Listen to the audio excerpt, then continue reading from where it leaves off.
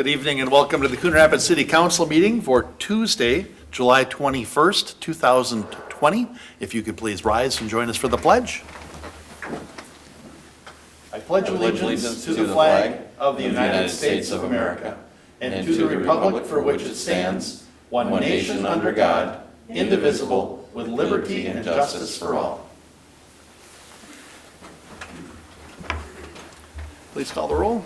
Councilmember Briscoviac. Here. Councilmember Kicker. Here. Councilmember Demmer. Councilmember Geisler. Here. Councilmember Johnson. Here. Councilmember Wells. Here. Mayor Cook. Here. One absent, Demmer. Thank you. Next on our agenda is to adopt this evening's agenda. So moved. Second. Motion by Geisler, second by Wells. Discussion or corrections? Hearing none, all in favor signify by saying aye. Aye. Opposed? And the agenda is adopted. And the first item then is to turn it over to Chief Wise. Mr. Mayor, thank you. Of course, in this pandemic, everything is different. We are doing an introduction of our new officers as we have traditionally done. It's important, though, if you're going to do an introduction, that people actually see their faces. So we're trying to stay the 6 feet separation, but mindful of the idea that we have a serious pandemic going on. And then I'll also add to the audience is that there's some immediate family members representing each group, and they're obviously all aware of the social distancing. So I just want to send an important message to the community that it's important to mask up at times that are appropriate if you got to be closer than 6 feet. So that said, let's go to the real event. Mayor, council, city staff, citizens of Coon Rapids. As the Coon Rapids Police Chief, I'd like to take a few minutes this evening to formally introduce our newest police officers, honoring their graduation from our field training program, which occurred amidst a pandemic that placed this important ceremony on hold for a couple of months. It is worthwhile that we do this as the relationship police officers have with our citizens is significant in that it serves as the foundation of our collective sense of safety and security here in Coon Rapids. This event is an important part of the process where new officers see firsthand that they enjoy the unyielding support of their community and the city council, and they need to feel that and be a part of that. Tonight I'm introducing officers Andrew Olson and John Ormston. Andrew, on my left, was born and raised in Coon Rapids, Minnesota, and graduated from Champlain Park High School during that short-lived time when a part of Coon Rapids was in their attendance area. After high school, he enlisted in the United States Army, where he served 3 years with distinction. He was honorably discharged and began working construction while pursuing an interest he had developed in law enforcement by starting his college path to this career. Along what I'll describe as his irregular way, he and his wife simultaneously took to fostering children who had serious medical needs, a challenge they have together taken on for many years and continue to do so. As he completed phases of his law enforcement education, eventually earning a BA in criminal justice from Metro State University, Andrew took on temporary law enforcement and security jobs until the right opportunity came along. Ultimately, the right opening arrived, and Andrew accepted a job here in Coon Rapids, where he is providing an essential service to his hometown. John Ormston, to my right, was born in Maplewood, Minnesota, and moved to Coon Rapids when he was 16. He graduated from my alma mater, Coon Rapids High School, where he had taken law classes in the STEP program, their secondary technical education program, and it was at CRHS that he developed a passion for police work. Again, it sort of speaks to the work of our high school in trying to expose kids to career opportunities, the biomed and engineering program in particular. After high school, John attended Alexandria Technical College, where he earned an AAS in law enforcement. Meanwhile, to support himself, he began working a variety of retail and service jobs, one which included a stint as a roofing laborer. And I highlight for both of these young men as they become a part of our police force is that working service jobs like that helps broaden their base of knowledge, and I really like that. And especially as myself, who was a roofing laborer for a period of time, that's hard work, and I'm sure he appreciates not doing that any longer. In 2015, he landed a job with the Hennepin County Sheriff's Office, where he began his career as a detention deputy. His self-described niche was working in the mental health and segregation units of the detention center, where he said he enjoyed the challenge of working with the highest needs inmate. Very useful knowledge for him these days. Eventually became a sworn officer for the sheriff's office and transferred to the water patrol unit. As he makes Coon Rapids his home, once the opportunity came to be a police officer in his hometown, he successfully pursued us and stands before you today. We are very happy to have Andrew and John become members of our department. Their first day as patrol officers began way back in January. Since that time, they have been trained and evaluated on a daily basis, pushed to excel at meeting the needs of our community and the state standards that exist out there in our world order. Our training program is designed to be extremely stressful process to be certain we've hired the right people, and in Andrew and John, we believe we have done just that, which leads us to where we are now. Andrew and John, tonight you are officially graduating from our field training program. Symbolically, we removed your trainee badges as you've now earned your permanent badges of number 166 and 167 respectively. Two things about this badge. First, it represents the faith that the many people have in you through your training and education here at the department, and I would add to it the faith that the community and the council has in you as well. Secondarily, never forget that this badge belongs to the citizens of Coon Rapids, and wear it ethically and honorably. It's essential that you do those things. There are very high expectations placed on you by your community, and I'm absolutely confident both of you are well prepared to meet those expectations. You have become members of a proud organization of dedicated professionals, and on behalf of that organization, I welcome you to our police department family. Know that your peers and colleagues will do all they can to help you succeed, especially me. So with that, Mr. Mayor, we're going to have you do the first oath of office to Andrew Olson, and his wife Heidi is going to be pinning his badge. So if you could step down and keep your 6 foot distance, I think we'll be good.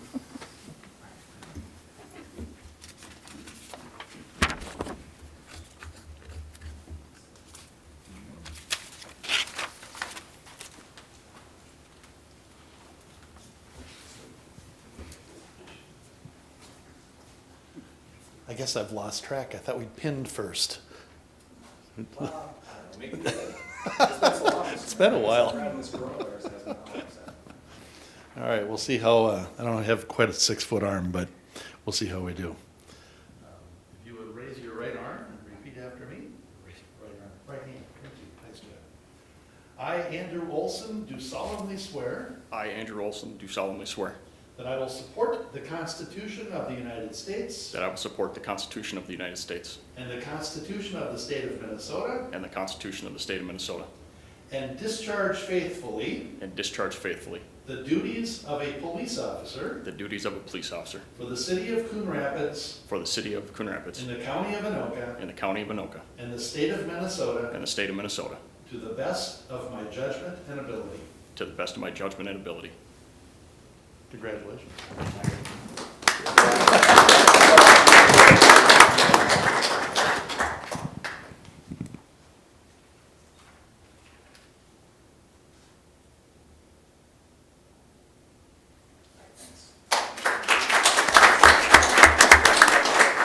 Congratulations. Welcome aboard.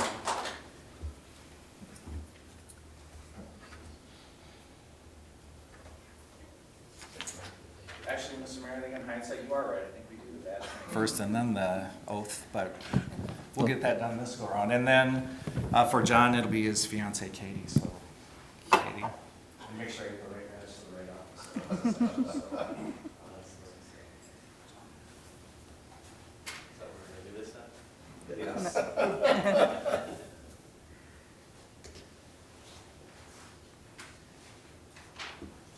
Just do whatever Chief Wise said.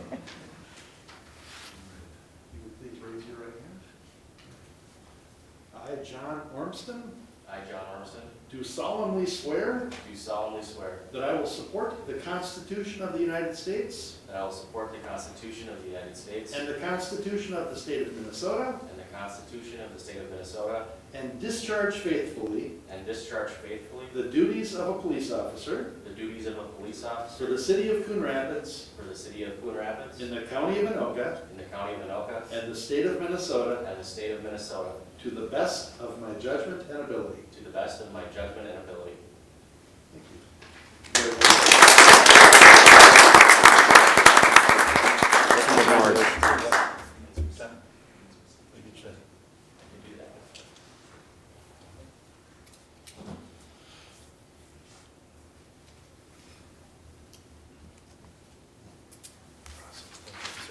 Thank you, Mayor and Council, for letting us do this in the modified way that we were able to, but like I said, I'm sure all of you feel the importance given world events that the community knows and understands, and get some background to the officers that serve them, so thank you again. All right, thank you. Thank you. Congratulations and welcome aboard. Thank you.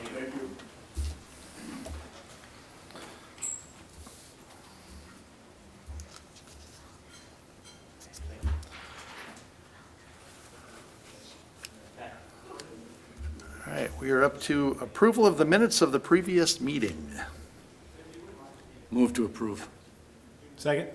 Motion by Wells, second by Kicker. Any discussion or corrections? Hearing none, all in favor of approving the minutes of the July 7th, 2020 meeting, signify by saying aye. Aye. Aye. Opposed? And the motion carries. One abstention, Councilmember Griscoviac. All right, we have two items on our consent agenda this evening.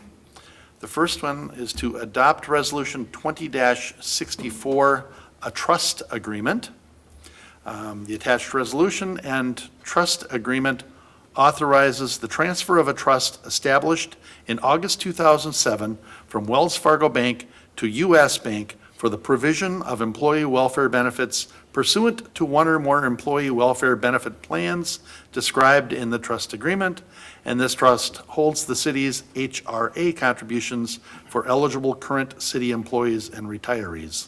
So this first item will be authorization of Resolution 20-64, adopting the trust agreement. And then item 4, which is the second item on our consent agenda, is to adopt Resolution 20-65, establishing new polling location for Precinct 5-4. And this is the one that did vote at the Emma B. Howe YMCA, but we're unable to use their building anymore because of the COVID-19 restrictions. So staff reached out to the Spirit of Grace Church, which is the polling location for Precinct 3-4. And Pastor Tim Sanders graciously offered to allow us the use of space in their building to vote Precinct 5-4. So this means that both Precincts 3-4 and 5-4 will vote at Spirit of Grace Church. Since the remodel expansion of Spirit of Grace, there is additional room to add Precinct 5-4, and it is located within 1 mile of the boundary of Precinct 5-4, and therefore meets the requirements to be utilized as a polling location for Precinct 5-4. We are very grateful to the leadership and congregation of Spirit of Grace for the willingness to accommodate the community by allowing use of their building as a polling location for 2 of our voting precincts. All registered voters in Precinct 5-4 will receive a postcard in the mail indicating that they now vote at Spirit of Grace Church. So we're looking to adopt Resolution 20-65, a resolution establishing the polling location for Precinct 5-4 at Spirit of Grace Church, 10110 Woodcrest Drive. So the takeaway on this is if you did vote at Emma B. Howe, you now vote at Spirit of Grace, assuming you haven't moved or something. That is correct. Thank Okay. you. Your Honor, Councilmember Johnson? I'd move adoption of the 2 items on the consent agenda. Second? Motion by Johnson, second by Wells. Any discussion or further clarification? Hearing none, all in favor signify by saying aye. Aye. Aye. Opposed? And that is adopted. And we are spinning right up to open mic. Wow, we got here in a hurry. Is anybody here to address council this evening for open mic? All right, nobody here to address council for open mic? All right, so then item 5 on this evening's agenda is the open mic response for Ms. Bernice Olson. She spoke at the open mic portion of the July 7th City Council meeting to express concerns related to parking on 121st Northwest and asked council to review the safety implications of continuing to allow on-street parking in the area. And this has come up multiple times, certainly. The Traffic Review Committee met on July 14th, 2020 to discuss several items, including the request for no parking signs on the north side of 121st Avenue west of Hanson. A similar request was reviewed by the committee in 2015. No accidents were reported in the area between 2010 and 2015, and the committee determined no parking signs were not warranted. After staff review, the committee still does recommend implementing no parking on the north side of 121st Avenue in this area. Police Department staff will search recent accident records for review and report back any additional findings. 121st Avenue is designed wide enough to allow on-street parking, and the speeds and traffic volumes are both low enough for safe parking. The committee believes southbound traffic, residents that live north of 121st Avenue in the townhome areas, has the opportunity to stop and then pull forward slightly to see around the occasional parked vehicle. Occasional, they are there like always. The committee discussed adding signs such as no parking from here to corner at strategic locations. It was determined that this would add too many additional signs and become a maintenance issue over time. So the Traffic Review Committee's recommendation is no additional parking restrictions at this location. One paragraph was confusing. I thought that they actually did recommend it there, but apparently not. So this item is for informational purposes only and as a response to the Ms. Olson's open mic topic. So with that, we're up to other business. Burned right through this meeting. It seems like the Saturday night cruise, for whatever reason, has gotten calmer, whether it's the police presence, whether it's having the ice center, whether people have given up writing to me, I'm not sure, but it's. They're still writing to me. Are they? Yes, yes. But we get feedback from all over. My wife works at the U of M hospital, and one of the patients there was talking about how much fun he and his wife had coming out to Coon Rapids for the Saturday night cruise from Wisconsin. And it's like, interesting, okay. But, so, I don't know. Chief, how's it going? Do we know? The cruise, Yeah. you're talking in general, yeah, well, the last two Saturdays, the weather has been sketchy, so it has probably impacted the numbers. Oh, that's right, this past Saturday, it was, stormy. Yeah, it got bad. That said, I know that the people who are most closely involved with it are really working hard to try to have voluntary compliance, because like I said, like we discussed a lot, it's a public road, and it's not an organized event per se. It's not sanctioned by the city of Coon Rapids. It's just a bunch of people who get on a public road and show off their cars. And it requires a lot of informal pressure to get people to not be annoying to the neighborhood. And so things pop up from time to time, and we do our best to address them as we're able to, but it's a unwieldy beast, that's for sure, of event. But it's really nice. I know people who like classic cars, I'm sure, are thrilled by it. Its presence, for sure. Mr. Mayor? All right, Yeah, Councilmember Geisler? I continue to get, I think the majority of the complaints since Ward 4 is really where most of the cruising occurs. And so as things come up, we're looking for point solutions. That's where we got to, could we put people parking on the grass, right? There was one section of a frontage road that got posted as no parking, those kinds of things are, as they come up, we're working to address those to try and mitigate any issues. So, we are trying to make sure that it's better for the neighborhood. And I got some stuff this week, and I think we're going to look at a few other options to make it a little better for different neighborhoods as they are impacted.